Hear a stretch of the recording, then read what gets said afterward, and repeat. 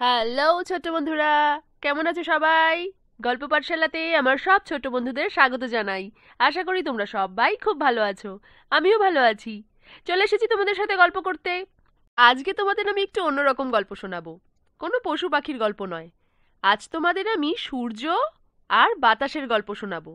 বাতাস মানে হাওয়া। প্রকৃতিতে যে হাওয়া হয় সেই হাওয়া বা বাতাস আর সূর্যের গল্প শোনাবো। তোমরা সবাই রেডি তো? চলো তাহলে আমরা গল্প শুরু করে দিই। আমরা সবাই জানি সূর্যকে ইংরেজিতে বলা হয় সান, আর বাতাস বা হাওয়াকে ইংরেজিতে বলা হয় উইন্ড। একবার সূর্য আর বাতাসের মধ্যে তর্ক লেগেছে। বাতাস বলছে সূর্যকে, শোনো সূর্য ভাই, তোমার যতই প্রখর তেজ আলো থাকুক, কিন্তু তোমার থেকে আমার শক্তি কিন্তু বেশি জানো। সূর্য এ কথা শুনে একটু হেসে বলল, তাই নাকি বাতাস ভাই? কিন্তু আমার তো মনে হয় যে আমি তোমার থেকে বেশি শক্তিশালী। এদিকে বাতাস বলছে, না সূর্য ভাই, শক্তি তো তোমার থেকে আমারই বেশি। এরকম তর্কাতর্কি চলতে চলতে সূর্য বলল, বেশ, তাহলে একটা পরীক্ষা করা যাক। পরীক্ষাতেই বোঝা যাবে যে কার শক্তি বেশি। সূর্যের কথা শুনে বাতাস বলল, পরীক্ষা? কিরকম পরীক্ষা করবে শুনি? সূর্য তখন বলল, দেখো, রাস্তা দিয়ে একটা লোক যাচ্ছে। লোকটা গায়ে একটা জ্যাকেট পরে আছে। ওই লোকটার উপরেই আমরা আমাদের প্রভাব ফেলবো। একবার তুমি, একবার আমি। আমি আমার প্রখর তেজ আর আলো দিয়ে ওই লোকটার উপর প্রভাব ফেলবো, আর তুমি জোরে জোরে বইবে ওর উপর। যার প্রভাবে ওই লোকটা তার জ্যাকেট খুলে ফেলবে সেই হবে জয়ী। বাতাস বলল, মন্দ বলনি। বেশ, তাহলে শুরু করা যাক। সূর্য বলল, বেশ, তাহলে তুমি শুরু করো আগে। বাতাস আর সূর্য উপরে এই মতলব করছে, আর নিচ দিয়ে যে লোকটি যাচ্ছে সে এসবের কিছুই জানে না। সে তো আপন মনে রাস্তা দিয়ে যাচ্ছে। হঠাৎ বাতাস বইতে শুরু করলো। লোকটা দেখলো, আরে, আকাশ তো একদম পরিষ্কার ছিল, হঠাৎ এরকম জোরে জোরে বাতাস বইছে কেন? আস্তে আস্তে বাতাসের জোর বাড়তে লাগলো, যেন ঝড় উঠবে। তারপরে আস্তে আস্তে লোকটার এবার শীত করতে লাগলো। সে যে জ্যাকেটটাকে পরেছিল, সে ওই জ্যাকেটটাকে আরো বেশি করে ভালো করে সাপটে নিজের উপর জড়িয়ে নিল।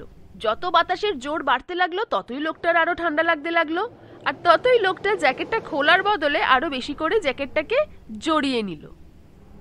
এদিকে বাতাস তার সর্বশক্তি দিয়ে বইছিল। এবার আর তার শক্তি নেই। বাতাস বলল, না, আর আমি পারছি না। আমার যত শক্তি ছিল আমি তত শক্তি দিয়ে বইছি।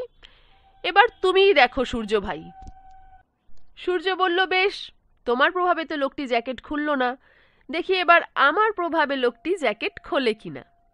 এবার হাওয়া বাওয়া বন্ধ হয়ে গেল। উঠল এবার সূর্য।